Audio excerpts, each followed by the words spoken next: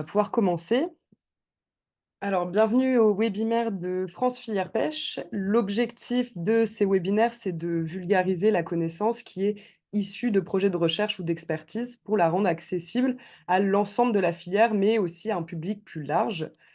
Le format de ce webinaire est un petit peu différent des autres puisque l'on va présenter les résultats d'un seul projet, donc l'étude PSG, poisson sans glace, et non de plusieurs projets de recherche autour d'une thématique commune comme les précédents webinaires. Vous pouvez d'ailleurs retrouver tous ces webinaires sur la chaîne YouTube de France Filière Pêche et ce webinaire est lui-même enregistré et sera disponible sur YouTube. Aujourd'hui, vous allez découvrir les résultats de l'étude Poisson sans glace, qui a permis aux poissonniers, grâce à un accompagnement scientifique et technique, d'avoir une réponse concrète à leurs questions. La conservation du poisson sans glace, est-ce que c'est une option pour les poissonniers? Donc, dans un premier temps, Pierre-Luc Daubigné, qui est secrétaire général de l'OPEF, répondra aux questions pour vous présenter le contexte de cette étude. Il vous parlera notamment de la conservation du poisson chez le poissonnier et de la réglementation. Ensuite, c'est Bruno Le Fur, qui est conseiller technologique filière produits aquatiques au CRIT agroalimentaire de La Rochelle, qui vous présentera le projet Poisson sans glace, donc PSG, ses objectifs, sa méthode et surtout les résultats. On finira avec une conclusion et des perspectives qui vous seront présentées par Pierre-Luc. Et à la fin, nous aurons, entre 20 et 30 minutes de questions-réponses.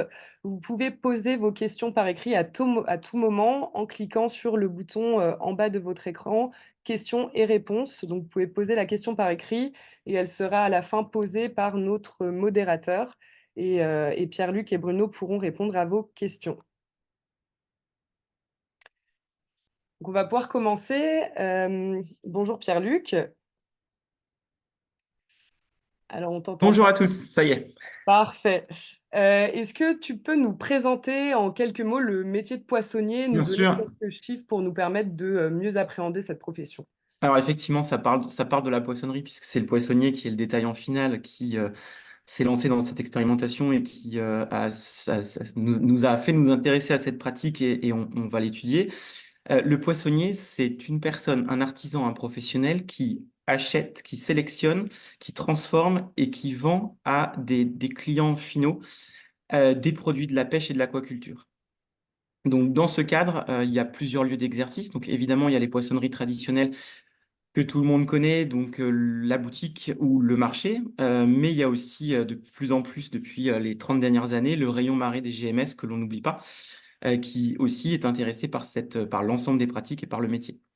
Donc, la préparation des poissons que je viens d'expliquer, poissons, crustacés, coquillages, le poissonnier a un rôle qui est un rôle fondamental, c'est d'assurer, de respecter les règles d'hygiène et d'assurer une sécurité alimentaire des produits qu'il met à disposition ou qu'il vend.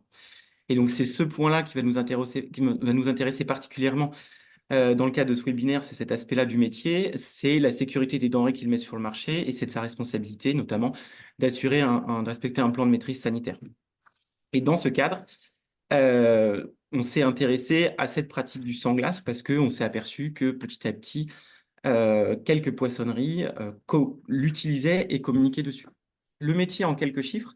Donc, il n'y a pas 4800 entreprises, mais c'est les chiffres qu'on a parce que nous, on y a une branche où on a les grossistes à l'intérieur. Donc, on a à peu près 3000 points de vente en poissonnerie traditionnelle.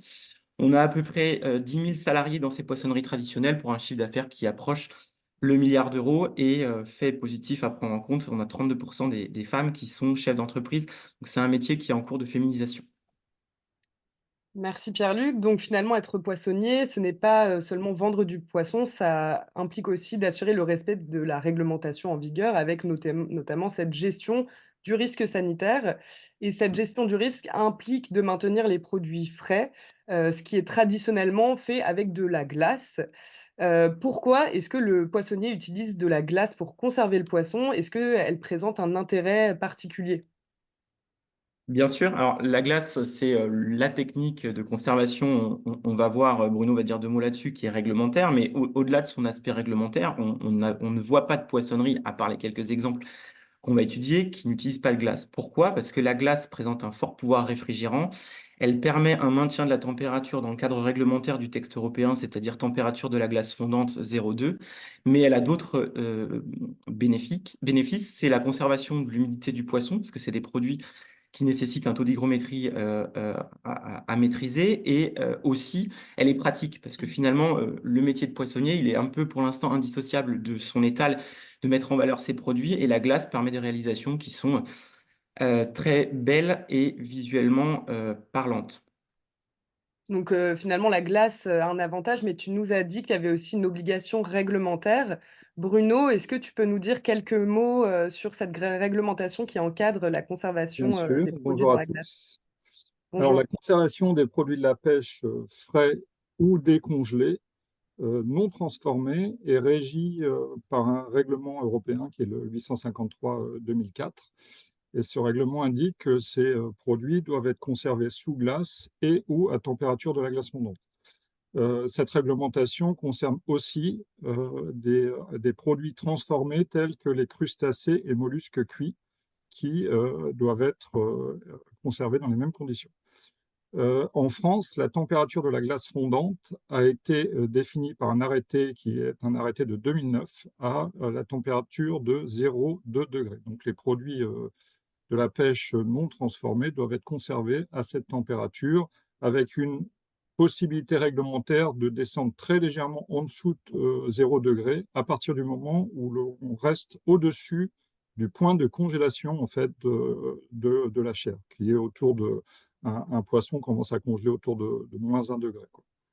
Voilà. Et la réglementation indique également que les produits de la pêche non conditionnés doivent être conservés sous glace, en hale à marée, dans les établissements de manipulation et également dans les poissonneries chez les détaillants, si ils ne sont pas distribués, expédiés, préparés ou transformés immédiatement. Voilà ce que dit en fait la réglementation aujourd'hui, et on est sur une réglementation européenne, quoi. Donc, c'est obligatoire de conserver les produits de la pêche dans, la glace. Pourtant, Pierre-Luc, tu nous l'as dit, il y a des poissonneries qui se sont mises à présenter le poisson sans glace dans des vitrines réfrigérées. Est-ce que tu peux nous expliquer en quoi consiste, cette pratique et est-ce qu'elle est réglementaire? Alors, effectivement, je pense que le point central et le fil rouge de toute cette discussion, et y compris quand on a fait ce projet Poisson sans glace, c'est de rappeler le cadre réglementaire, ce que vient de faire Bruno, c'est-à-dire qu'actuellement, il n'est pas normalement possible de présenter des produits de la pêche et de l'aquaculture sans mettre de la glace. À ce propos, le timing est, je dirais, presque parfait. On a reçu ce matin à 8h23, je pense que le webinaire y est pour quelque chose, un courrier de la DGAL qui nous rappelle ça et qui nous demande de recommuniquer à l'ensemble des entreprises et des adhérents sur cette position. Alors, une fois que ça s'est dit, il faut comprendre que le métier de poissonnier, comme tous les métiers, c'est un métier qui évolue et les professionnels cherchent à valoriser les produits de toutes les manières possibles. Donc, c'est pas du tout anormal que des professionnels se soient lancés dans cette nouvelle technique-là et aient voulu innover et présenter des produits. Donc, nous, on rappelle ce cadre réglementaire, mais les métiers étant des métiers vivants, euh, certains professionnels, et on l'a identifié, et c'est ça qui a fait naître un peu le projet PSG, ont commencé à proposer des produits sans mettre de la glace. Alors, nous, on a alerté, on a indiqué, mais cette pratique consiste en quoi? Alors, il n'y a pas qu'une seule pratique, il y a plusieurs pratiques, mais grosso modo, elles ont quand même un fil conducteur commun. C'est, comme son nom l'indique, se passer de glace, mais bien entendu, maintenir la température du poisson en vitrine réfrigérée à celle qui est définie réglementairement, c'est-à-dire entre 0 et 2 degrés. Euh, donc ça veut dire que concrètement, le circuit du poisson, il fonctionne comment? Évidemment qu'il est acheté glacé, puisque c'est la réglementation auprès des à marée ou des grossistes. Le professionnel qui s'est lancé dans cette technique de préparation déglace et transforme le produit, ou en tout cas le prépare, selon un certain corpus de règles qu'ils définissent. Et ensuite, il est proposé à la vente en vitrine sans glace. Euh, je pense que enfin, tous les participants de ce webinaire sont des personnes qui sont intéressées à la technique et ont pu voir que dans les différents réseaux, il y a plusieurs exemples de ces présentations de poissons non glacés qui peuvent être un petit peu différentes, mais grosso modo qui suivent ce fil conducteur. On rappelle, on l'a déjà dit, mais c'est important, que c'est à date non réglementaire. Donc l'administration qui probablement a vu passer aussi ces pratiques nous l'a rappelé et à ce titre, nous, on doit aussi vous informer et le dire, et c'est ce qu'on dit à chaque fois quand on communique, qu'il y a un risque, même si pour l'instant on n'a pas de remontée, il y a un risque de sanction par les services de contrôle et que ce projet PSG, nous, on l'a voulu pour pouvoir faire la lumière sur cette pratique-là et voir avec l'administration, dans un cadre qui est un peu compliqué puisque c'est un cadre de retranscription d'une réglementation européenne, de voir si on pouvait faire évoluer cette réglementation pour mettre à disposition cette pratique aux entreprises. C'est pas encore le cas et on y travaille, mais c'était un peu le but de ce projet PSG qui devrait finir par aboutir, donc peut-être pas dans cette version initiale, mais en tout cas plus tard si on poursuit les travaux, à solliciter les pouvoirs publics pour les questionner directement sur euh, les dispositions qui permettraient de faire que les poissonniers puissent utiliser cette technique de présentation du poisson sans glace. Donc voilà, tu l'as dit, donc l'objectif finalement, c'est d'avoir, une vision claire et objective de, l'impact de cette conservation sans glace sur le produit et c'était justement, l'objectif de l'étude poisson sans glace, donc qui a été portée par l'OPEF, l'Organisation des poissonniers écailleurs de France, Écaillé, écaillé. Écaillé, excuse-moi, Écaillé de France et donc en partenariat avec le CRIT agroalimentaire de La Rochelle, qui est le centre régional d'innovation et de transfert de technologies, ainsi que l'IFREMER. Donc cette étude a été lancée en 2022 et c'est fini très récemment. Est-ce que tu peux nous présenter, les objectifs du projet, Bruno, même si tu as déjà, un petit peu présenté, son cœur? Alors, les objectifs donc étaient il y avait plusieurs objectifs au projet. Dans un premier temps, donc il s'agissait d'évaluer les éventuels risques sanitaires associés à une conservation du poisson non glacé dans une vitrine réfrigérée parfaitement maintenue à 0,2 degrés C.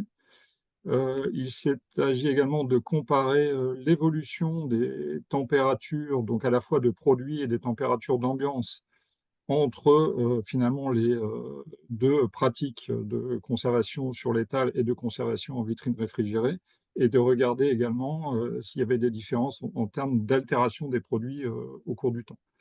L'objectif final de tout ça, c'était d'apporter des éléments concrets, finalement, soit en faveur, soit en défaveur de cette conservation ou de cette méthodologie de conservation sans glace.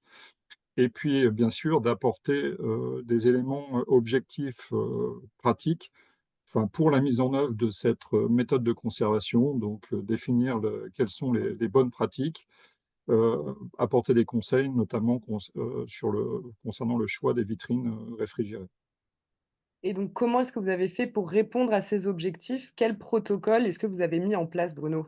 Alors, si on rentre un petit peu plus dans le détail, donc on a comparé dans la pratique l'altération de différentes espèces de poissons selon les deux modes de conservation et présentation, donc sur étal, enfin sur glace, sur étal traditionnel, et en vitrine réfrigérée.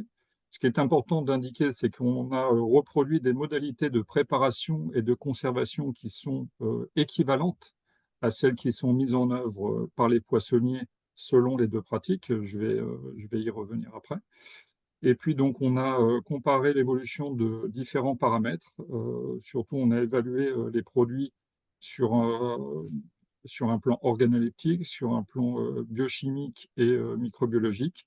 On a également procédé à des relevés de température d'ambiance et de produits. Et puis on a regardé également un peu les questions de rendement matière pour voir s'il y avait des différences entre les deux pratiques. On a mis en œuvre, donc, de ce cadre expérimental, on a travaillé sur 5 espèces qui sont relativement représentatives de ce qu'on peut trouver sur un étal, en fait, et puis du bar, de la sole, du maquereau, du merlan et des pavets de saumon. Et puis on a mené cette expérience de conservation c'est-à-dire comparative, en quelque sorte, en fonction des espèces, entre 7 et 13 jours. Et tu nous as parlé de modalités de préparation et de conservation. Voilà, donc Est-ce ça que tu c'est peux nous décrire ces 2 modes de préparation? alors ça c'est un point important. Ce qu'on voulait absolument, c'était remettre en œuvre des modalités de préparation équivalentes à ce qui se fait habituellement. Donc, pour la pratique traditionnelle sur glace, les poissons ont été achetés entiers ou éviscérés. Donc, c'est important de préciser qu'on, bien sûr, on a acheté de la matière première d'excellente fraîcheur initiale, donc de qualité jugée extra. Les produits ont été éviscérés pour certaines espèces ou pas. Donc, par exemple, les bars et maquereaux ont été conservés entiers sur l'étal et puis mis sur lit de glace toute la journée et comme dans une poissonnerie traditionnelle, remballé en caisse polystyrène glacée pour la nuit. Donc il y a une différence en fait avec la pratique de conservation en vitrine. On s'est basé sur des modalités qui sont utilisées dans voilà, les poissonneries qui font ça, et notamment la poissonnerie Vio qui est en région parisienne ou à Paris. Donc les poissons étaient préparés. Donc il y a une méthodologie de préparation préalable qui est un petit peu plus longue. Donc on a éviscéré, retiré les branchies des poissons. Ils ont été complètement écaillés, ébarbés. On a éliminé la ligne de sang. Ensuite, les poissons ont été lavés. On a asséché les cavités. Et puis, au bout du compte, après cette préparation, ont été disposés sur des plateaux en vitrine réfrigérée pour la journée. La nuit, en fait, les produits, et là aussi dans la pratique, c'est ce qui est fait aujourd'hui, les poissons étaient suspendus sur des crochets individuels pendant la nuit dans une chambre froide dédiée en fait à cet effet, à ce mode de conservation. Et donc quand on parle de pratique, finalement, ça englobe aussi la préparation du produit. Vous ne comparez pas seulement la conservation du produit, c'est aussi, tout le processus de Exactement, préparation, qui vient exactement. avec. C'est important que je pense qu'on se base vraiment sur des pratiques, les pratiques actuelles des professionnels. Donc effectivement, c'est pas tout à fait les mêmes Mmh. formes de présentation des produits qui ont été comparés par la suite. Et donc un point important de cette étude, c'était de mesurer le risque sanitaire. Comment est-ce que vous l'avez mesuré et surtout à quoi est lié ce risque sanitaire? Alors, il y a plusieurs risques sanitaires liés aux produits aquatiques, hein. Donc, nous, on en a considéré principalement deux importants dans le cadre du projet parce qu'ils sont réglementés. Donc, le risque lié au développement de bactéries pathogènes et notamment le risque lié à un développement d'une bactérie qui s'appelle Listeria monocytogenes. Donc, on n'a pas pu inoculer des produits avec de la listeria dans le cadre des expérimentations, mais on a utilisé une bactérie équivalente qui est une Listeria innocua qui est non pathogène pour observer en fait le risque d'évolution de cette bactérie au cours de la conservation. Donc ce risque microbiologique et de développement de germes pathogènes, notamment vis-à-vis du risque Listeria, il était basé surtout là-dessus. On a regardé aussi hein, le développement de ce qu'on appelle la flore totale ou la flore aérobie mésophile pour évaluer s'il y avait des différences. Et puis, l'IFROMER a également procédé à ce qu'on appelle du métabarcoding, c'est-à-dire de la caractérisation de flore microbienne pour voir en fait s'il y avait des différences, différents types de flore voilà, qui poussaient en fait, on va dire, dans un cas comme dans l'autre, en fait, ou s'il y avait des différences au niveau de ces flores microbiennes. Donc ça, c'est un des risques principaux qu'on a pris en compte. Un deuxième risque qu'on a pris en compte, c'est le risque histamine. Donc l'histamine, en fait, je fais juste un tout petit rappel, mais c'est une abine biogène en fait qui peut se développer dans certains types de poissons et en particulier les poissons pélagiques, à partir enfin par dégradation d'un acide aminé qui s'appelle l'histidine. Et donc il y a un risque d'intoxication, ce qu'on appelle histaminique en fait dans les produits de la pêche liés à la consommation de ces espèces, si elles ne sont pas parfaitement conservées en réfrigération. Donc on a regardé et pris en compte ce risque dans le cadre du projet, notamment pour le maquereau. Donc c'est l'exemple, c'est l'espèce qu'on a pris en compte. Alors, il y a d'autres risques, comme vous le savez, comme les poissonniers qui écoutent le savent, hein, mais donc qu'on n'a pas considéré, je parle de risques sanitaires, notamment le risque parasitaire, parce que de toute façon, quel que soit le mode de conservation sous glace ou en vitrine, le risque existe potentiellement de retrouver des parasites dans les produits de la pêche. On n'a pas considéré non plus tous les risques liés aux contaminants chimiques et autres. Voilà, ce sont les deux principaux risques sanitaires que l'on a pris en compte. OK, donc oui, vous avez regardé le développement de bactéries et notamment Tout à fait. d'une bactérie de la même famille que cette bactérie pathogène, mais aussi donc les concentrations en histamine.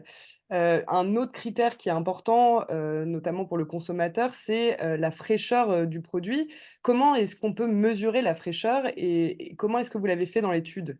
Bon, je fais juste un petit rappel parce que là, j'ai pas moi grand-chose à apprendre aux poissonniers en termes d'évaluation de la fraîcheur des produits, mais peut-être juste rappeler qu'il existe en termes de mesure de la fraîcheur des indicateurs, ce qu'on appelle des indicateurs objectifs de l'évaluation de la fraîcheur, comme le dosage de la BVT et de la TMA. C'est une méthode qui s'applique assez bien aux poissons blancs, mais qui présente quand même un certain nombre d'inconvénients, parce que on sait que la BVT en fait démarre relativement tardivement au cours de la conservation, à peu près au bout du 6e jour de conservation en glace. Donc, on l'a quand même considéré dans le cadre du projet, mais c'est un indicateur objectif de l'altération, mais qui est relativement tardif, mais pour lequel il existe des critères d'évaluation. Donc, on a surtout en fait apprécié l'évolution des produits par une cotation sensorielle, en se basant en fait sur la grille de cotation sensorielle réglementaire qui date de 96 et qui est basé donc, bon, bah, comme vous le savez, sur la cotation d'un certain nombre de critères qui sont indiqués ici et qui permet une classification des poissons en extra A, B et C, quoi. Voilà. Donc surtout sur la base d'une évaluation des critères peau, mucus, œil, branchies, chair. Et c'est une grille qui a été adaptée, on va dire en quelque sorte, pour pouvoir coter sur un plan sensoriel correctement les produits conservés en vitrine, puisque ce sont des produits qui ont été préparés d'une certaine façon. Par exemple, on a retiré les branchies des poissons, donc forcément c'est un critère qui n'a pas été pris en compte dans le cadre de cette évaluation. Et par contre, il y a d'autres critères, d'autres indicateurs que l'on a additionnés et rajoutés. Voilà, et pour terminer, dire qu'on a aussi observé un peu les évolutions de pH, parce que on sait que voilà, on voulait voir s'il y avait des différences d'évolution du pH entre les deux méthodes de conservation au niveau des produits, tout en sachant que on sait que le pH en fait d'un poisson, il diminue dès ce qu'on appelle la rigor mortis du poisson. Le pH s'acidifie, puis il remonte ensuite, et on peut avoir parfois de la production ou une acidification des produits au cours de la conservation par la génération de certaines flores, ce qu'on appelle des flores lactiques, quoi, voilà, qui peuvent produire de l'acide lactique dans les produits et donc acidifier un petit peu les produits. Voilà. Donc on a aussi pris ça en compte.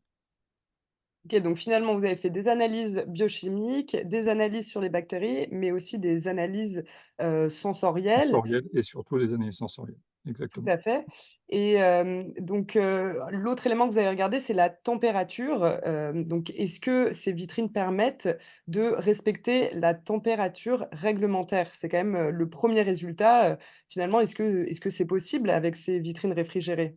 Exactement. Alors, donc là, on aborde effectivement la partie résultat des essais menés dans le cadre de ce projet. Donc, très clairement, le respect de la température réglementaire du poisson frais non conditionné, donc à 0,2 degrés, enfin conservé à 0,2 degrés par simple entreposage dans une vitrine réfrigérée sans glaçage est possible, sans rupture de la chaîne du froid et, comme je le disais tout à l'heure, sans début de cristallisation, congélation de la chair.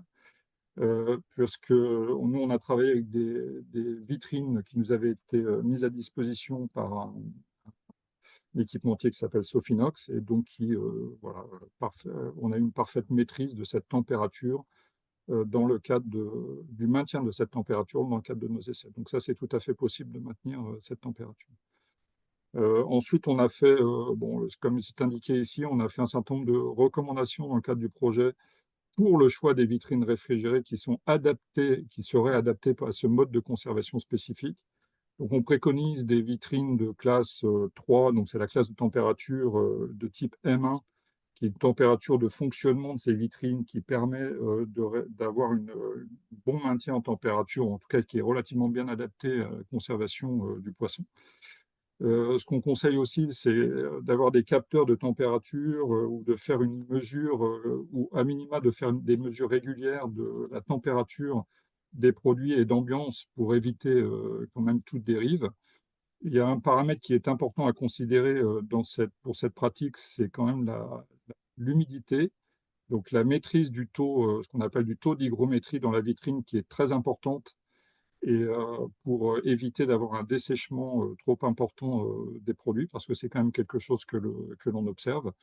Voilà, et puis on peut juste quand même indiquer en complément, en plus de la vitrine, donc je l'ai indiqué tout à l'heure, il est aussi nécessaire d'avoir pour ce type de pratique, une chambre froide dédiée pour la remballe du soir. Mais OK, sinon, donc donc en termes sur un plan, il n'y a pas de problème. Enfin, c'est tout à fait possible de maintenir et de respecter la température réglementaire par cette pratique. et donc il faut, quand même des vitrines, spécifiques pour cette conservation, du poisson sans glace.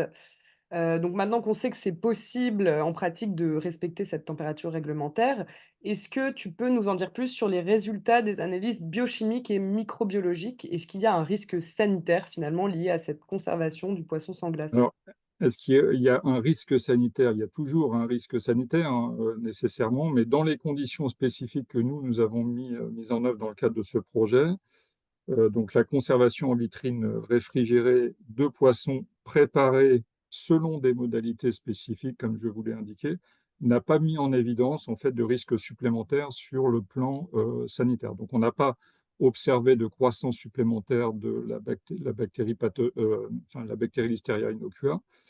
On n'a pas observé de développement spécifique de l'histamine dans le cadre de nos essais. On a observé qu'on avait finalement une composition du microbiote qui était relativement similaire dans les deux pratiques.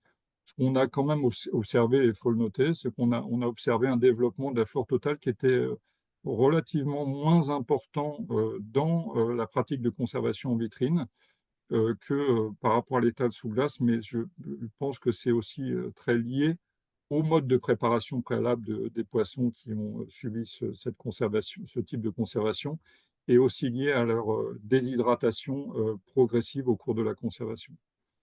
Et puis sinon, on n'a pas observé de réelle différence non plus entre les deux pratiques sur un plan biochimique, que ce soit au niveau voilà, des critères, enfin, des teneurs en TMA, BVT ou concernant l'évolution du pH. OK, donc des résultats, plutôt positifs, mais Ouais. qui concernent vraiment, les conditions qui sont mises en place dans le cadre du projet avec, ce mode Exactement. de préparation, particulier. Donc, cependant le consommateur, lui, se base plutôt sur des critères, de fraîcheur qu'il peut observer à l'œil nu, ou même, à l'odeur. Est-ce qu'il peut toujours se fier à ces mêmes critères ou est-ce qu'il y a une modification de l'aspect du produit? Alors, il y a une modification de l'aspect des produits parce que donc les produits, comme je le disais, les poissons subissent une sorte de déshydratation par le froid. Donc, par exemple, on peut observer des plissures qui se forment au niveau de la peau, les bouches des poissons qui peuvent avoir tendance à s'ouvrir.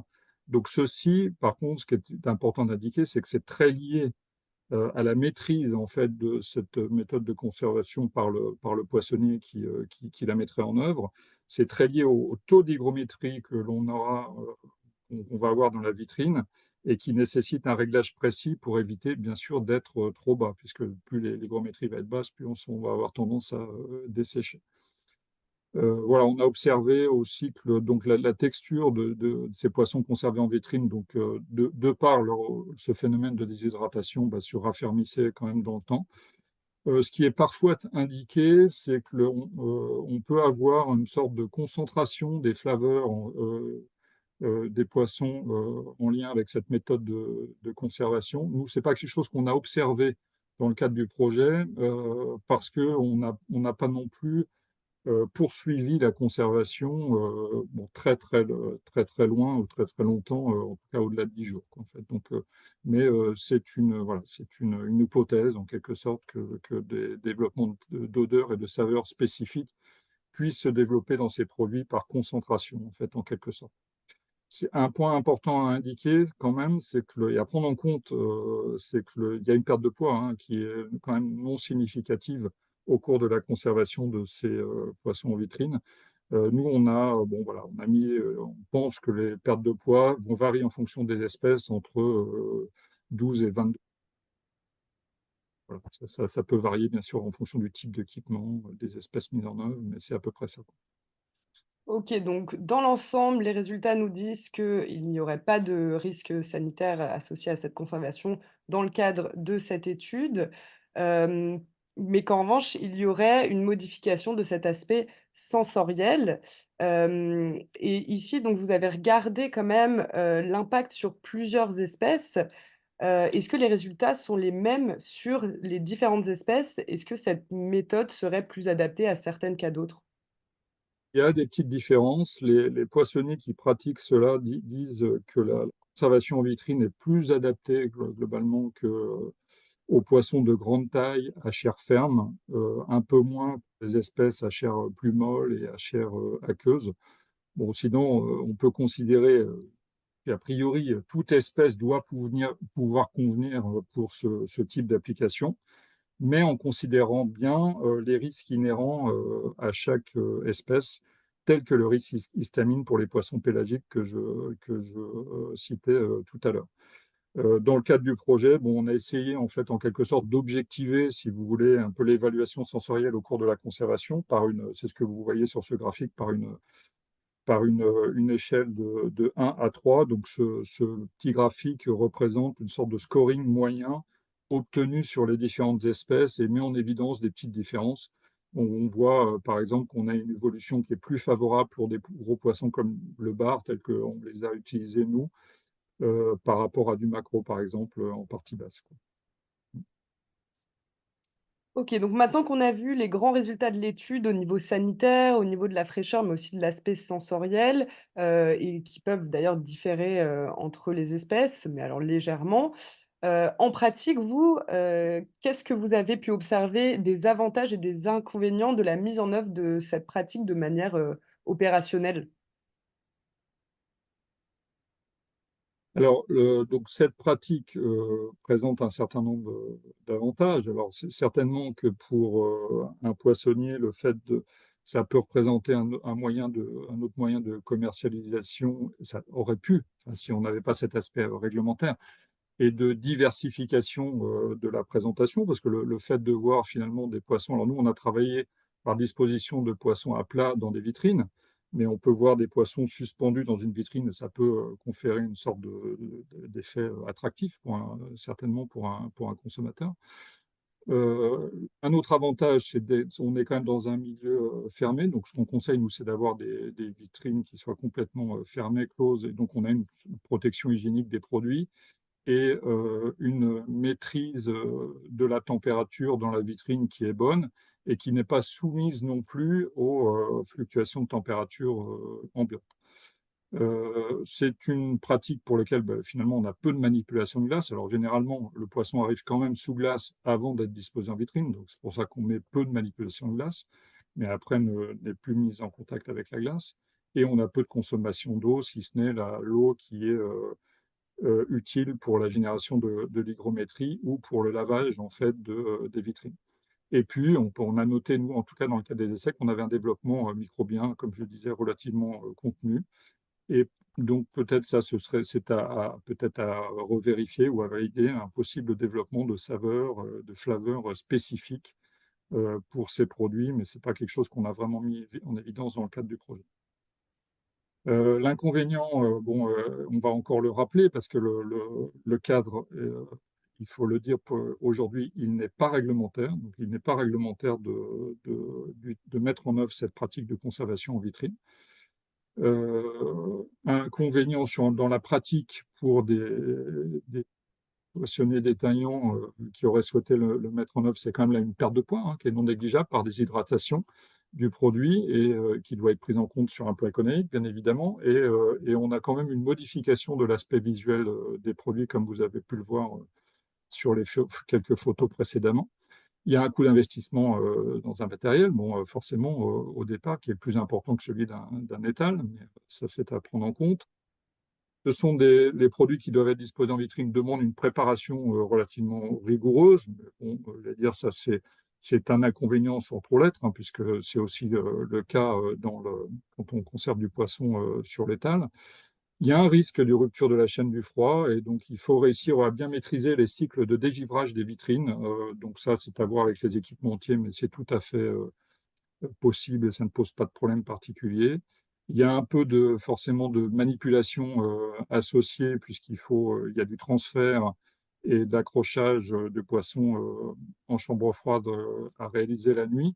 Mais bon, sur un étal, il y a de la remballe le soir. Donc, bon, voilà, il n'y a pas plus de manipulation, je dirais, de produits pour ce mode de conservation. Et puis, je le redis quand même parce que c'est important, c'est que l'on a besoin d'étayer, il faut étayer et apporter, bien prendre en compte, en tout cas, les risques sanitaires spécifiques, et en particulier le risque stamine, si on voulait mettre en œuvre des poissons pélagiques pour ce mode de conservation. Donc une pratique qui, apparaît plutôt comme prometteuse, mais qui a ses inconvénients, et donc finalement, quels seraient les grands enseignements qu'on pourrait tirer de cette étude?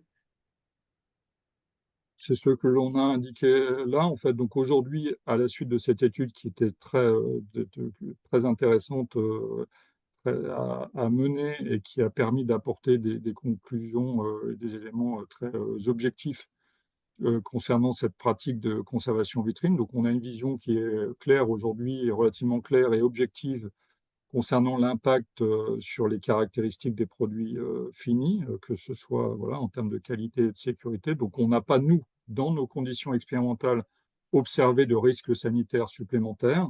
Et puis on a une qualité des produits qui est globalement préservée, même si on a une évolution organoleptique qui est différente. La conservation en vitrine, avec le choix de vitrines qui sont bien adaptées et de fournisseurs qui savent, qui maîtrisent bien ça, donc permet le respect de la température réglementaire à 0,2 degrés. Donc on est, comme tu l'as dit Hortense, en fait on est sur une méthode prometteuse qui aurait pu potentiellement être complémentaire à la conservation sous glace si on n'avait pas cet aspect réglementaire, quoi. Donc ça peut représenter vraiment un autre moyen de présentation, de commercialisation des produits. Merci beaucoup Bruno. Donc maintenant qu'on a vu les résultats de cette étude et les grands enseignements qu'on peut, en tirer, c'est maintenant Pierre-Luc qui va prendre la main pour, conclure et nous présenter les perspectives de cette étude. Merci beaucoup Bruno. Ouais, les perspectives, c'est un peu la transition est parfaite, ce que Bruno vient de faire. C'est que maintenant qu'on a ça et qu'on a vu qu'il n'y avait pas de risque sanitaire particulier, ça reste une pratique non réglementaire, mais la prochaine étape, c'est de voir quelles sont les conditions pour pouvoir solliciter les instances et notamment la Direction générale de l'alimentation pour leur partager formellement ces résultats, même s'ils étaient partie prenante, et voir dans quelle mesure on peut mettre cette méthode de commercialisation, qui est, comme Bruno l'a répété, une méthode de commercialisation alternative. Donc, on n'a pas un parti pris, c'est mieux, c'est moins bien. Il y a des avantages et des inconvénients, et c'est juste le mettre à disposition des professionnels s'ils le souhaitent. Et donc ça, c'est le rôle de l'organisation professionnelle. Ça va être de solliciter ces instances et de voir avec elles quelles seraient les conditions pour pouvoir aller plus loin dans la diffusion, éventuellement, encore une fois, au conditionnel de cette pratique. Le deuxième perspective, c'est que, bon, on a fait une première étude, mais il faudrait qu'on puisse continuer à voir et évaluer certains risques, classifier peut-être les pratiques et aller un peu plus loin dans les différents types d'utilisation et de recours à cette pratique de commercialisation du poisson sans glace. À plus long terme, Bruno l'a dit à plusieurs reprises, c'est que finalement, ça change complètement la perception qu'on a du poisson. Un poisson qui est sous glace, c'est un poisson qui est sans glace. les critères et les barèmes qui sont l'apanage du professionnel, notamment en termes de qualité et de fraîcheur, ils évoluent. Donc, un des travaux qui va nous rester à faire, ça va être d'adapter ces critères d'évaluation de la fraîcheur pour donner une autre grille de lecture quand le poisson n'a pas été conservé sous glace. Notamment, et on va en parler un tout petit peu à la fin, dans les documents de référence que nous, on fait en lien avec l'administration et qui regroupent l'intégralité du corpus des règles applicables, c'est le guide des bonnes pratiques. Est-ce que Euh, tu peux nous dire 2 mots sur ce guide des bonnes oui, pratiques? alors le guide des bonnes pratiques, en fait, c'est...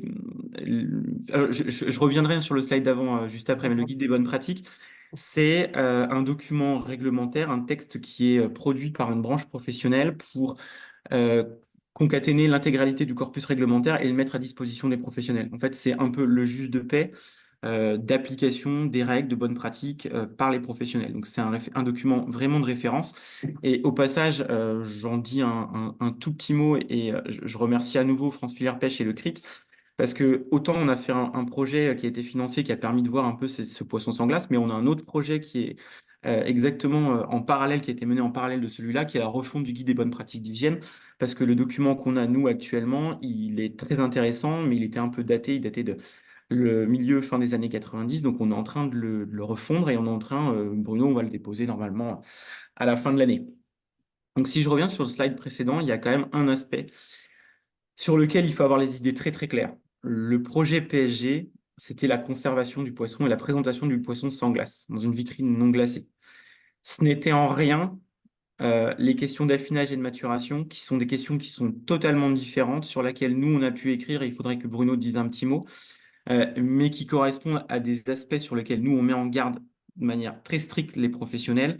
Pour l'instant, l'affinage et la maturation des produits de la mer, ce n'est absolument pas réglementé et il faut faire extrêmement attention à l'utilisation de ces pratiques et de ces termes. Bruno, tu veux dire un petit mot?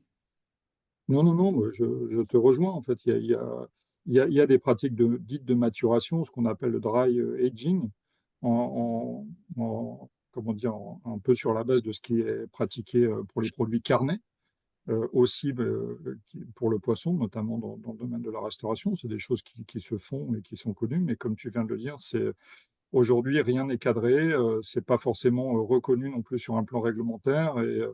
Et c'est vrai que toutes ces terminologies qui sont parfois employées, comme la maturation, on parle des fois d'affinage, il y a toutes sortes de terminologies qui sont parfois évitées, mais pour lesquelles on n'a pas vraiment de définition précise et on ne sait pas exactement à quoi ça correspond. Donc je te rejoins là-dessus, en fait, c'est important de le prendre en considération. Ouais. Je pense qu'à la fin du webinaire, on pourra, si vous le souhaitez, mettre à disposition l'article que le CRIT avait fait justement sur ces différences de notions entre affinage et la différence entre les produits carnés et les produits de la pêche et de l'aquaculture, parce que c'est vraiment quelque chose que les professionnels doivent avoir en tête. À plus long terme, toujours pour revenir au projet Poisson sans glace, il y a quelques aspects intéressants qui ont été mis en avant dans cette pratique, qui encore une fois est une pratique alternative, hein, elles ne sont pas en concurrence avec la glace, c'est vraiment une autre façon de commercialiser. C'est tout ce qui est aspect environnement et économique. Parce que c'est vrai que pour une entreprise, il y a beaucoup de poissonneries maintenant qui se lancent dans des démarches RSE. Ça peut être intéressant de vouloir travailler à limiter l'impact. Et c'est vrai que le poisson sans glace, la présentation de poisson sans glace peut limiter la consommation d'eau, la consommation d'énergie, puisque les vitrines sont fermées.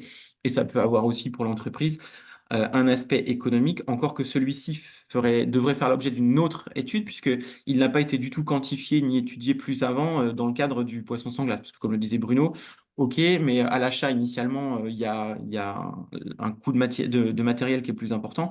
Et on n'a pas évalué les deux pratiques en parallèle, à savoir, bon, production de glace, ça consomme temps et ça coûte temps, et vitrine, ça consomme temps et ça coûte temps. Donc, mais ça peut faire partie des aspects intéressants qu'il faut avoir en tête. Et enfin, ce que je disais, mais ça, on a fait un travail là-dessus dans le cadre de la refonte du guide des bonnes pratiques d'hygiène, c'est que c'est non réglementaire et on le rappelle, mais on a commencé à étudier dans le guide des bonnes pratiques d'hygiène quelles pourraient être les règles, les techniques, les préparations, les étapes pour la commercialisation de poissons sans glace. OK, eh bien, merci beaucoup Pierre-Luc et Bruno pour cette, présentation du projet PSG, donc Poisson sans glace. Donc on a bien reçu toutes, vos questions. On va maintenant pouvoir procéder à cette, session de questions et puis ensuite on conclura, en quelques mots pour résumer, ce webinaire. Alors Alexandre, est-ce que tu es avec nous? Alexandre qui va être notre modérateur et qui va donc poser les questions à Pierre-Luc et Bruno. On a bien reçu toutes vos questions dans le chat, hein, c'est normal si vous ne pouvez pas voir, les autres et on va les poser tout de suite. Et oui, je suis là. Je finis de faire mes petits regroupements, mais je suis tout à fait là. Il y a déjà pas mal de questions. N'hésitez pas à continuer à les poser. On va les prendre un peu. J'en ai regroupé une certaine partie et, continuer à les poser. Globalement, on a quand même deux types de questions. Les questions un peu générales sur le projet et sa naissance, et après des questions techniques sur et les vitrines et les produits. Donc, ce que je vais faire, c'est que je vais commencer et après, Bruno, Pierre-Luc, le premier qui a la réponse saisit la main au bout. Non, première question un peu générale, c'est un peu pour revenir sur la naissance du projet. C'était la motivation des premiers poissonniers, pas tant du projet que la façon de se lancer dans cette pratique. C'était, si vous avez cette réponse, la motivation des premiers poissonniers à vendre du poisson sans glace. Qu'est-ce qui les a motivés à aller vers ça? Si vous avez la réponse, est-ce que c'était pour des raisons économiques, esthétiques sur la présentation des produits, goût ou manutention même? Ouais, alors c'est difficile comme question parce qu'en fait, je pense qu'il y a énormément de motivations qui ont pu amener au développement qui, encore une fois, reste vraiment à ses tout débuts dans les pratiques de commercialisation. Je pense qu'on pourrait les regrouper en principalement deux ou trois classes. La première, c'est la volonté d'innover. C'est un métier qui est séculaire. Vous avez des gens qui veulent le faire vivre, qui veulent avancer. Ils se sont dit, bah voilà, c'est une autre façon de commercialiser du poisson. Avec tout ce qu'on a dit et tout ce qui va dans ce côté-là. La deuxième chose, c'est ils se sont dit, bah, ça a des avantages, ça a des inconvénients, mais c'est aussi un autre produit finalement qu'on vend.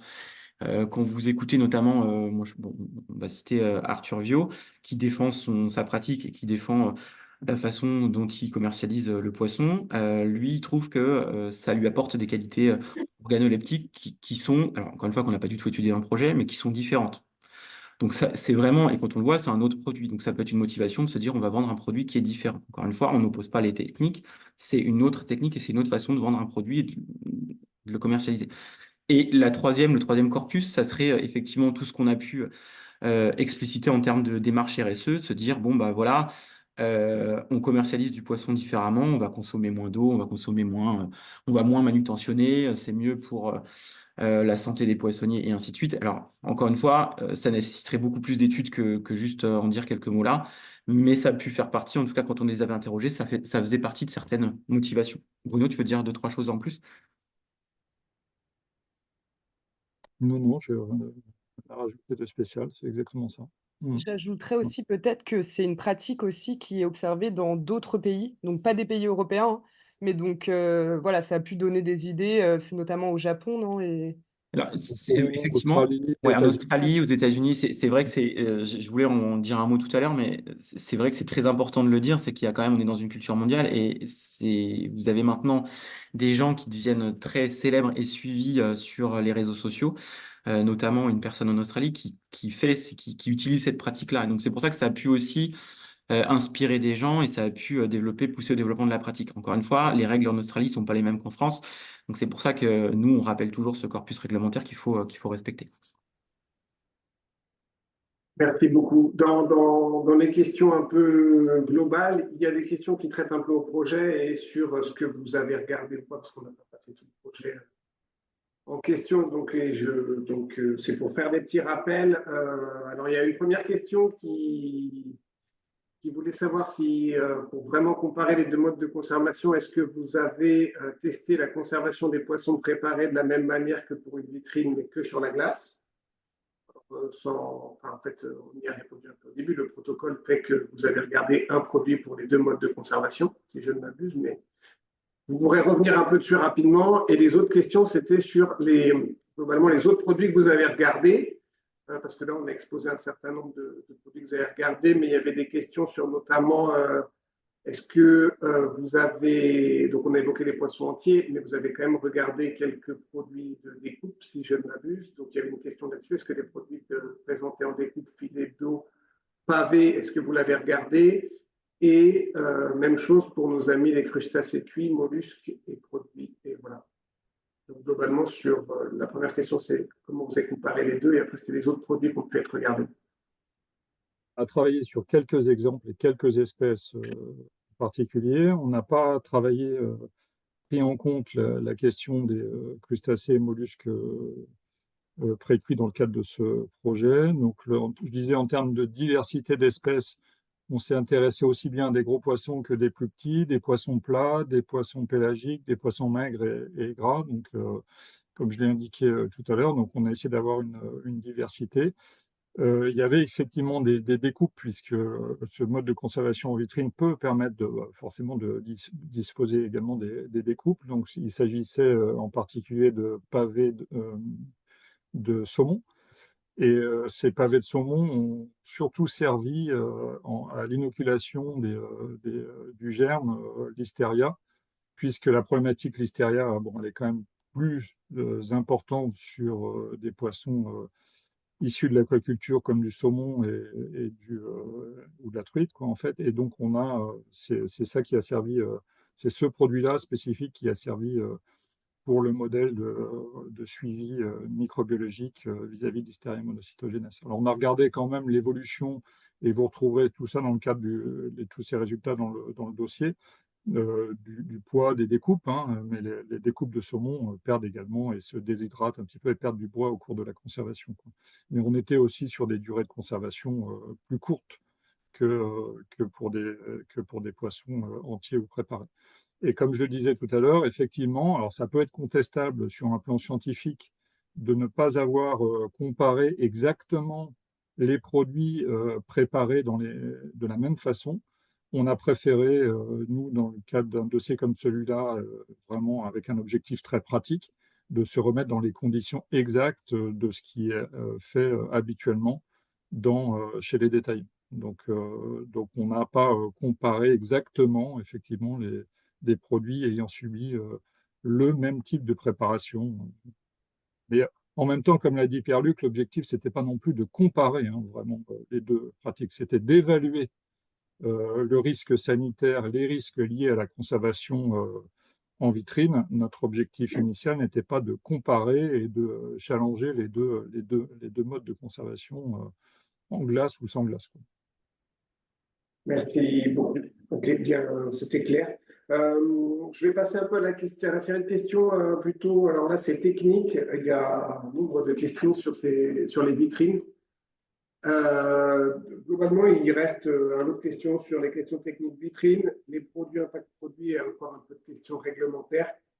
Donc sur les vitrines, je vais un peu les énoncer toutes et comme ça, vous faites une réponse un peu globale. Mais donc, il y avait des questions pour savoir si les vitrines que vous aviez utilisées étaient des vitrines fermées ouvertes sur le dessus, comme pour les vitrines que vous retrouvez pour les barquettes préemballées. OK, donc est-ce que c'est de la vitrine type boucherie ou type RS, quoi? Il y avait ces questions-là. Il y avait le froid de ces vitrines-là. Est-ce que c'est du froid ventilé ou est-ce que c'est du froid statique?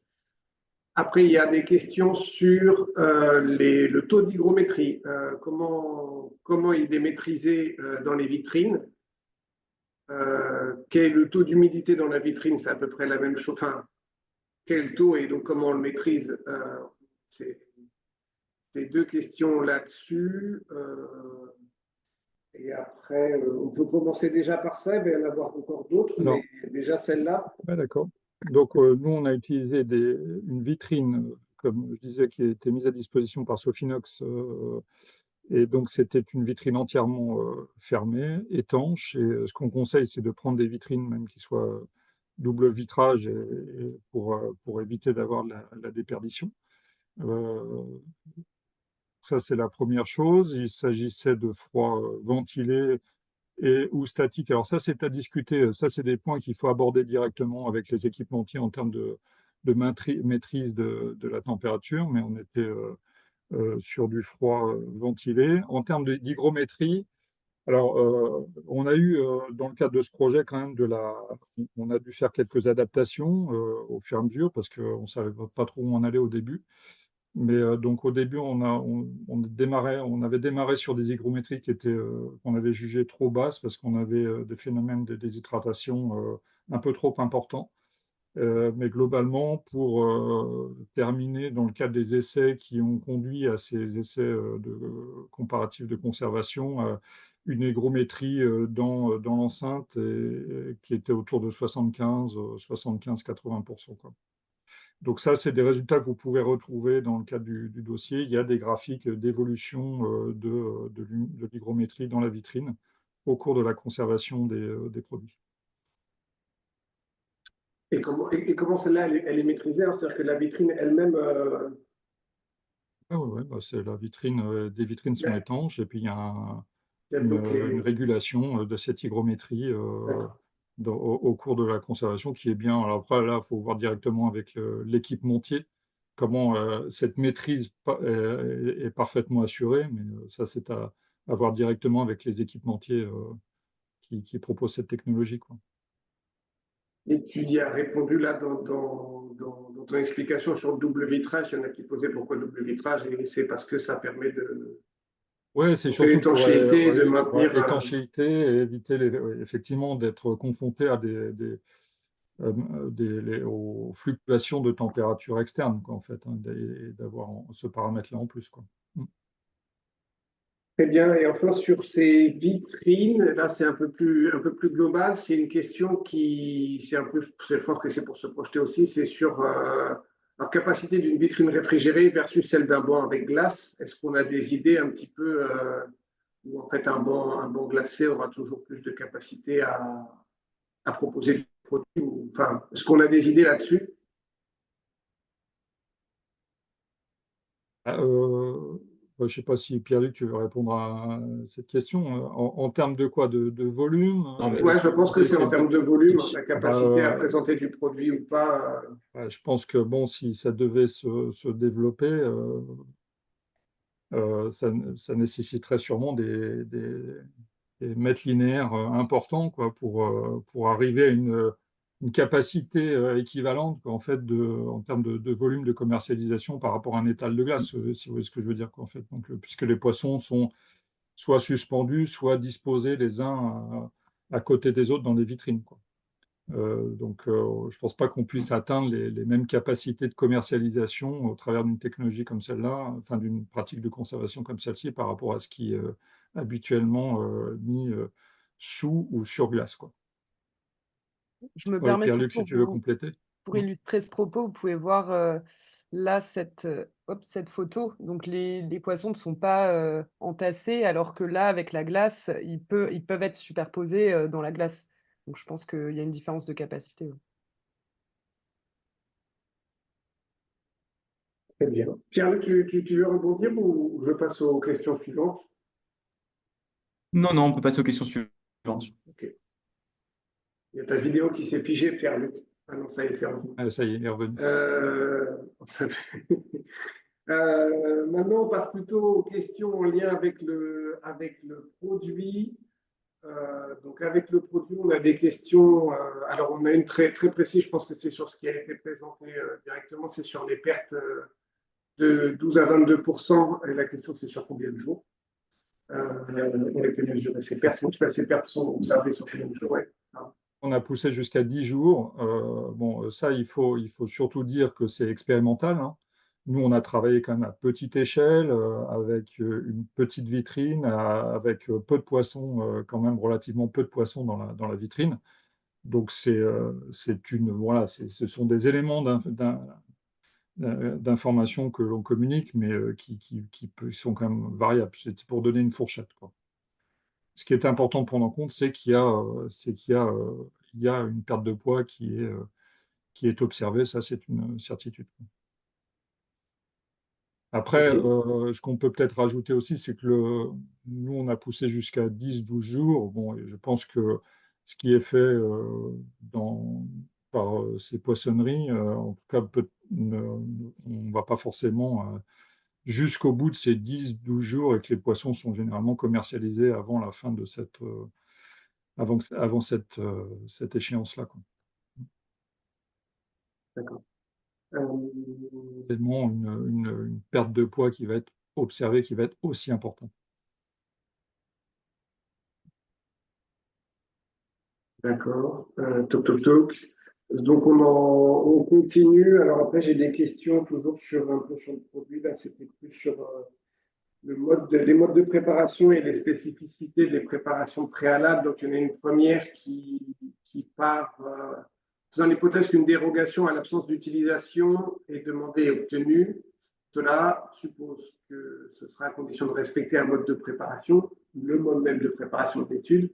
Et donc, la question, c'est quelles seraient les conséquences d'une pratique traditionnelle pour la conservation et la présentation du poisson sans glace. Si la pratique était autorisée, c'est ça? Ouais.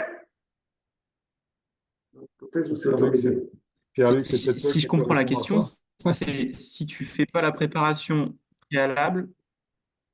Non, non, c'est toi, mais si tu fais pas de préparation préalable, c'est ça, Alexandre, en fait. Si tu prends du poisson sans le transformer, sans le préparer, tu le mets en sans glace. C'est ça la Donc, question. je Parce comprends que Déjà, pas la ça, question. clairement. Monsieur Aurélien, tu es encore parmi nous. C'est ta question.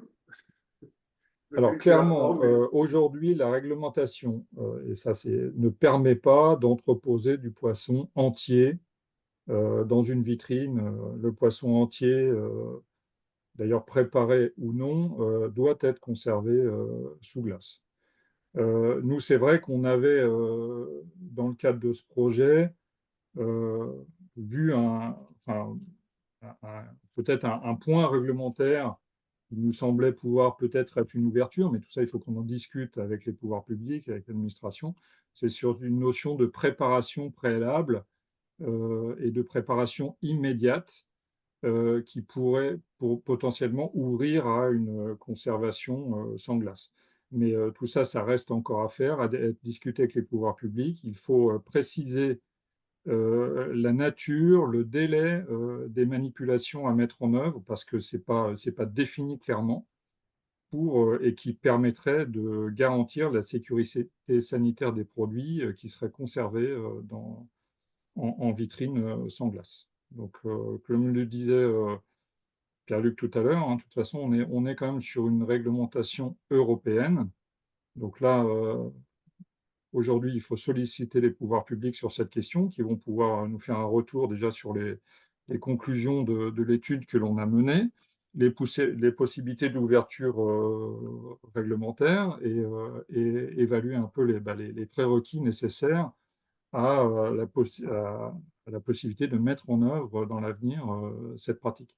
Mais ça prendra quand même un certain temps, puisqu'on est sur une réglementation européenne, et ça veut dire que toute interrogation des pouvoirs publics sur ce sujet-là devra remonter au niveau de l'Europe. Et donc voilà, on n'est pas, c'est pas pour demain qu'on va avoir une autorisation de cette pratique, quoi. Merci. Ouais, ouais.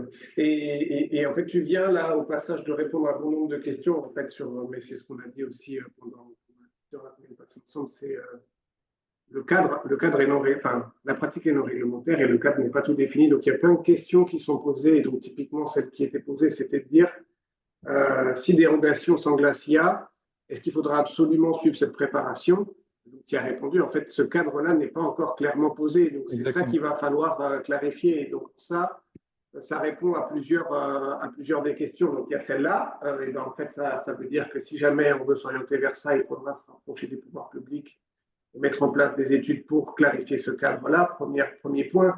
Il y avait une question sur est-ce qu'on peut présenter les poissons entassés dans une vitrine. En fait, c'est à peu près la même chose, la présentation, la préparation, toutes ces choses-là, des choses qui nécessitent d'être cadrées. C'est des choses qui, pour l'instant, n'ont pas, enfin, quand même elles ont été regardées, c'est des choses qu'il faut que le réglementaire cadre.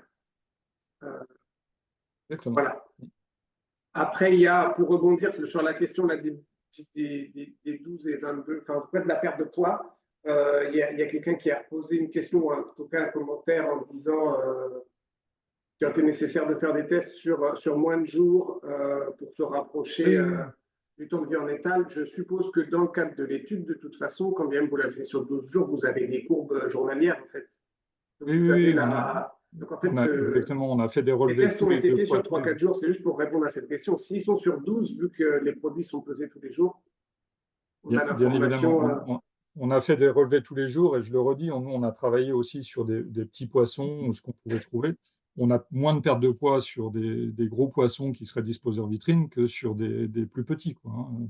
Nous, par exemple, on n'a pas travaillé sur je sais pas moi, des thons ou des poissons de taille relativement importante ou des morceaux de poissons de Ouais. taille relativement importante. Et donc, on peut supposer qu'on a une perte de poids qui est moindre sur des gros individus sur des plus petits comme on a pu travailler nous, tels que le merlan, la sole ou les maquereaux, quoi. Ouais, ouais. Mais pour dire que toutes ces informations, au final, ou seront présentes Oui, dans les rapports qui seront consultables, hein. Et complètement. donc, effectivement, vous aurez ces informations. C'est juste que là, dans le cadre d'un webinaire, eh ben, on ne relate pas toutes les informations textuellement, mais tout ça sera disponible. Pour revenir, donc sur la préparation, je ne vais pas revenir sur les spécificités de la préparation et quelles étaient ces choses-là. En fait, c'est des choses qu'il faut être cadré. Donc, il y a des gens qui ont des pratiques, ces pratiques ont été, en tout cas, c'est celles-là qui ont été regardées, mais ce n'est pas ça qui en fera le cadre. Après, il y avait des questions un peu sur la conservation. Alors, il y a une première question, je pense que ce n'est pas forcément en lien avec le projet, mais c'est à titre informatif. S'il est connu, est-ce qu'il y a un délai de conservation maximum défini entre la pêche et le travail en poissonnerie? La première question. Et deuxième question, c'est la durée de conservation. Est-ce qu'il y a eu des durées de conservation validées pour conserver ces poissons dans les étals? Non, non, on ne peut pas dire ça. Il n'y a pas de durée de conservation établie. Le poisson frais n'est pas soumis à une durée de conservation. Moi, ce que je peux vous dire, c'est vous donner des données, je ne sais pas moi, d'ordre scientifique, quoi. Par exemple, c'est qu'un poisson de pêche type cabillaud va se conserver globalement 14 jours sous glace. Enfin, un cabillaud, je parle d'un cabillaud éviscéré, va pouvoir se conserver environ 14 jours sous glace. Euh, c'est à peu près la durée de vie moyenne d'un poisson comme celui-là, éviscéré et bien conservé à la bonne température sous glace. Mais par rapport aux pratiques, ce qui est acheté, vendu en poissonnerie, non, non, il y a pas de données. Et puis ça varie tellement en fonction d'une espèce à l'autre. Donc, si ça intéresse les poissonniers qui nous écoutent, il y a un certain nombre d'éléments, voilà, scientifiques sur les durées de conservation moyennes des espèces conservées en glace. Ouais. Et Pierre-Luc, en fait, finalement, c'est la responsabilité du poissonnier, non, de Ouais, regarder ça? Est-ce que tout tu à peux nous fait. dire peut-être sur quels critères lui il se base? Alors, les critères de fraîcheur, c'est les critères du professionnel. Donc ça, on ne va pas les détailler ici, mais comme tu le rappelles, c'est effectivement la responsabilité du professionnel de déterminer la fraîcheur de ses produits et Bien sûr. le temps qu'il peut les laisser sur l'état. Et ça, c'est quelque chose sur lequel on y tient farouchement. Il n'y a pas de DLC sur les produits de la pêche, et tant mieux. Et voilà, c'est des critères visuels, en fait, sensoriels, hein. Oui, C'est exactement, tout Oui, à oui, fait. oui, Bah, complètement. ils sont décrits dans le guide des bonnes pratiques d'hygiène, mais enfin, après, chaque professionnel a son regard et son analyse sur les produits qu'il commercialise. Il y a une série de questions, c'est peut-être pour toi, Pierre-Luc, si tu as pu Ouais. échanger avec ceux qui pratiquent déjà cette Alors, présentation. Est-ce qu'on a des retours un peu qualitatifs clients sur comment le client, la vision du client d'un tel produit sur une vitrine? Est-ce que, je ne veux pas parler d'appétence, mais je ne trouve pas le mot, mais vous voyez où je veux en venir. Est-ce non, que mais le alors, client est réceptif de ce type de je présentation? vois Plutôt ce que tu veux exconfort? dire. Il y a plusieurs choses. Enfin, il y a tout encore plus de questions sur le point réglementaire qu'il faudra quand même qu'on traite. Là, sur l'aspect client, on n'a pas fait une étude sortie de poissonnerie pour dire, bon, bah, qu'est-ce que vous pensez de cette pratique-là? Ça, c'est une certitude qu'on l'a pas fait. Maintenant, vous le voyez tous, les photos, on l'a vu sur Instagram. Le poisson, il est différent d'un poisson qui est conservé sous glace. On va pas se mentir, il est totalement différent. Comment est-ce que c'est pris par les gens? Visiblement, les petits reportages qu'il y a pu y avoir à droite à gauche, c'est plutôt bien perçu, mais encore une fois, c'est une certaine clientèle. La poissonnerie Vio, elle est installée à un certain endroit. c'est des gens qui connaissent. Il y a peu d'espèces, moins d'espèces en tout cas que dans une poissonnerie entre guillemets traditionnelle qui pratique du sous glace, du avec glace. Voilà, ce que je peux dire, c'est que ça se vend et il y a une clientèle pour ce genre de produit. Merci. Et après, eh ben, dernier corpus de questions, effectivement, c'est le volet réglementaire. Ouais, Effectivement, il y en a qui viennent ouais. pratiquement réglementaires. Qu'en est-il si on met en œuvre cette pratique et qu'est-ce qui peut arriver si on décide de s'y mettre? Euh, Bon, Quelles sont les sanctions potentielles et les risques en cas de contrôle? Et après, une dernière question sur le paquet hygiène basé sur l'obligation. je vais peut-être commencer par celle-là parce qu'en fait, la question, Vas-y. bah, il y a une obligation il y a une obligation de résultat, il n'y a pas une obligation de moyens. Bah, si, justement, le règlement CE 853-2004, il prévoit la conservation des produits sous glace. Donc, c'est pour ça qu'on est en fait un peu contraint par le cadre européen, c'est qu'il n'y a pas le choix. C'est pas comme si on voulait maintenir le poisson à 0,2, on est contraint, les produits de la pêche non transformés, à les maintenir sous glace. Donc ça, c'est le premier point. Ça évacue la question. C'est pas une législation, enfin une réglementation française, c'est vraiment une réglementation européenne qui s'applique et qui a été traduite en droit français. Donc, nous, notre rôle organisation professionnelle, le premier de nos rôles, c'est d'informer les entreprises et en particulier nos adhérents sur le cadre réglementaire. Donc c'est pour ça que quand on a vu cette pratique qui a commencé tout doucement, alors encore une fois, il y a peu de poissonneries qui le font. Maintenant, celles qui le font sont très visibles. On a informé nos adhérents, puisqu'il s'agit la plupart du temps d'adhérents, on leur a dit, nous, on n'est pas là pour dire que c'est interdit, on est là pour vous apporter le cadre réglementaire. C'est pas nous on n'a pas du tout un rôle de sanction, c'est pas l'objet d'une organisation professionnelle, nous, c'est un rôle d'information. Donc, voilà, ça, c'est le premier point. Et le point qui est intéressant, et nous, on était un petit peu en porte-à-faux, c'est effectivement, il y a deux, trois questions qui disent bah, quid des sanctions et quid de la direction générale enfin, des contrôles et de la direction générale de l'alimentation. Donc évidemment, vu l'aspect un peu médiatique qu'il y a eu, hein, je rappelle quand même que depuis 2 ans, il y a eu 3, 4 reportages sur les chaînes nationales, tant en grande distribution que sur les poissonniers artisans traditionnels. Donc forcément, la pratique, elle n'est pas passée inaperçue. Euh, les sanctions. On n'a eu aucune remontée de sanctions spécifiques à cet aspect de la commercialisation.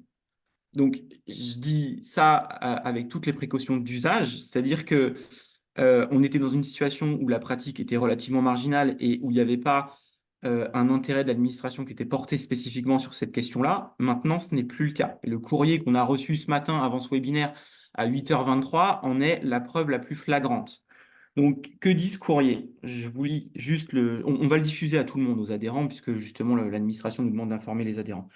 J'attire votre attention, donc c'est la directrice générale de l'alimentation, sur le fait qu'à ce jour, le règlement CE 853-2004 n'octroie aucune possibilité de déroger à l'obligation de conservation des produits de la pêche non conditionnés sans glace pour le commerce de détail. Je passe, paragraphe d'après, en tout état de cause, je vous invite à rappeler à vos adhérents les obligations réglementaires de conservation des produits de pêche sous glace et les informer qu'ils s'exposent à des sanctions par les services de contrôle en cas de non-respect de cette réglementation.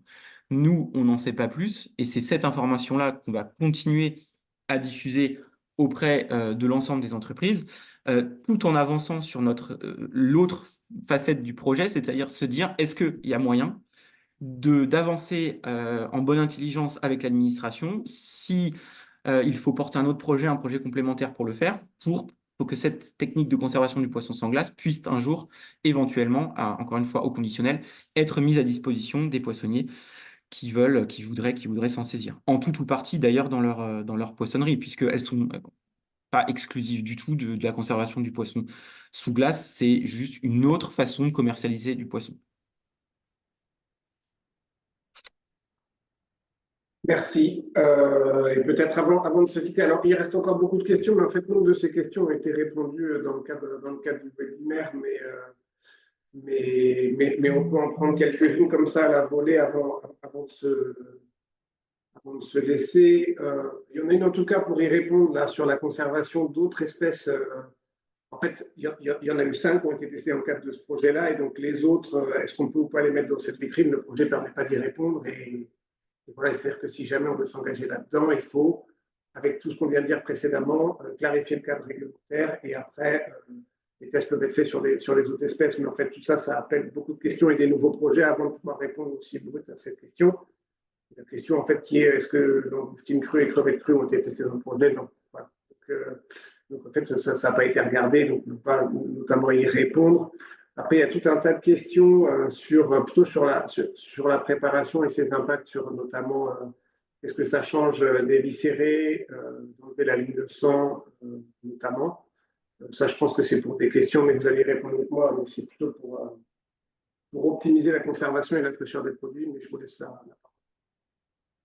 Non, mais ça, sans aucun doute, hein, le choix d'une matière première d'excellente fraîcheur initiale et ensuite une parfaite préparation des produits avec tout tel que je l'ai décrit tout à l'heure, en fait, contribue à la bonne conservation de ces produits ou à une meilleure conservation de ces produits en vitrine, hein, ça, sans aucun doute.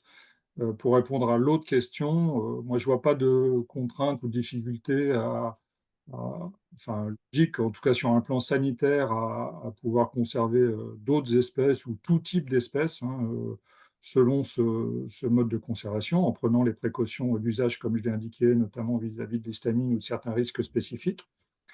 Après, c'est plutôt une question, je pense, aussi de présentation visuelle des produits, oui, c'est ça, de rendement en matière, et donc il va avoir un impact aussi sur un plan économique et sur le prix de vente, puisqu'il y a des espèces qui sont plus riches en eau, qui vont perdre plus d'eau au cours de la conservation, plus se déshydrater. Donc, comme je disais, c'est sûrement plus adapté à des espèces à chair ferme et des poissons de grosse taille à chair relativement ferme par nature. Voilà. Question sur l'évaluation de la qualité sensorielle. Je suppose que la question, c'est plutôt une question consommateur centrée. Et en fait, la question, c'est est-ce que c'est plus difficile à évaluer? C'est pas plus difficile. Je pense que la réponse, c'est juste que le référentiel change et que donc un client Exactement. cherche un poisson brillant avec des ouïes rouges et des choses comme ça. Il faut juste lui expliquer qu'avec ce mode-là, c'est plus les mêmes critères pour évaluer la fraîcheur d'un poisson. C'est exactement ça. C'est exactement ça. Selon voilà, la façon, le mode de préparation qu'on a mis en œuvre, hein, encore une fois, hein, et donc là où on a retiré les branchies des poissons, forcément les branchies, c'est un critère d'évaluation, enfin la couleur des branchies est un critère d'évaluation quand même important pour sur l'évaluation des poissons entiers. Donc là, on n'en avait plus. Donc forcément, tu viens de le dire, le référentiel change, et donc ça nécessite en fait d'adapter la grille de cotation sensorielle qui est réglementaire, hein, qui date de 96, à la cotation spécifique de ces poissons en fonction du mode de préparation qu'on leur fait subir. Et puis, il y a d'autres critères, comme je disais, qui viennent se greffer, parce qu'on a une évolution différente de la peau, avec des phénomènes de plissure, et donc ça peut nécessiter aussi finalement de rajouter des critères qui ne sont pas forcément dans la grille existante. Très bien. Et pour clôturer, c'est peut-être en ouverture, et je ne sais plus si tu l'as déjà dit, sur des perspectives à venir, la question c'est est-ce que vous allez travailler sur la maturation ou est-ce que sur des futurs projets, Non, vous allez l'imaginer? Pierre-Luc va le redire, mais on n'a pas travaillé sur la maturation. Donc très clairement, nous, on ne parle pas de maturation dans ce dossier parce qu'on n'était pas sur un phénomène de maturation. Si on compare ça, effectivement, la maturation, le dry aging, comme je disais tout à l'heure, on est sur des durées de conservation qui sont beaucoup plus longues. On peut parler de semaines, voire de mois, en fait. Donc là, on n'était pas du tout dans ce cas-là. Et on peut supposer, effectivement, c'est ce qui est souvent indiqué, c'est que dans le cadre des pratiques de maturation du poisson, là, on a des développements de saveurs, de flaveurs spécifiques qui sont complètement différentes et plus importantes que celles que nous, on a pu observer dans le cadre de ce projet. Donc, pas du tout, quoi. Ouais. Et juste, il faudrait vraiment qu'on arrive à diffuser l'article de référence que le CRIT a fait sur la question, parce que la différence entre le poisson et la viande, parce que ça apporte pas mal de pistes et ça répond à pas mal de questions, notamment sur le fait que le poisson, la chair du poisson, c'est pas du tout la même conservation, c'est pas du tout le même vieillissement que de la viande. Alors, évidemment, ceci étant dit, c'est un axe qui nous intéresse, nous, organisations professionnelles, pour la simple et bonne raison que, exactement comme pour le poisson sans glace, c'est une pratique qui commence à être, par la base, en fait, par les entreprises, par leur pratique au quotidien, à être, ils s'en saisissent, ils essayent de faire de la maturation de produits, donc il y a pas mal d'exemples, et ça devient de plus en plus visible. Donc c'est sûr que c'est des axes qui vont nous intéresser, sur lesquels on va travailler, mais clairement là, ça dépassait totalement le cadre du projet Poisson sans glace, qui n'était pas du tout l'objet de cette étude. Merci beaucoup. Toi, j'ai fait le tour, donc je te rends la parole pour. Merci pour toutes vos questions. Je pense que déjà, ça nous permet de mieux appréhender donc les limites de cette étude et les conclusions qu'on peut en tirer. Finalement, voilà, c'est ce qu'on a rappelé, ça reste une pratique non réglementaire et donc il y a un risque de sanction. Donc pour répondre à la question initiale, est-ce que la conservation du poisson sans glace est une option pour les poissonniers?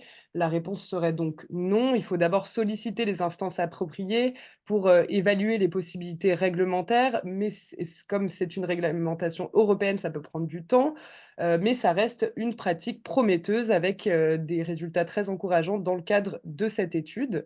On peut aussi ouvrir sur, des interrogations, vous avez d'ailleurs posé la question sur, l'acceptation du consommateur, donc il y aura un travail de pédagogie, mais aussi sur les enjeux environnementaux et économiques qu'il faudrait également mesurer. Donc voilà, merci beaucoup Bruno, et Pierre-Luc d'avoir répondu à toutes ces questions et puis, écoutez, bon appétit. Merci. Je voulais juste avant remercier quand même France Filière Pêche, parce que c'est vrai que le fait de financer ce genre de projet, ça permet d'interroger nous, de voir un peu les pratiques qui remontent et de travailler dessus et d'avancer. Donc merci à France Filière Pêche d'avoir pu financer ce projet, et merci aux partenaires qui ont fait un gros boulot dessus, donc le CRIT et l'Ifremer. Merci pour ce Merci mot de à la vous fin, tous Pierre-Luc. et merci à l'OPEF aussi de nous avoir associés à cette démarche. Merci beaucoup. À bientôt. À bientôt. Au revoir. Au revoir. Au revoir.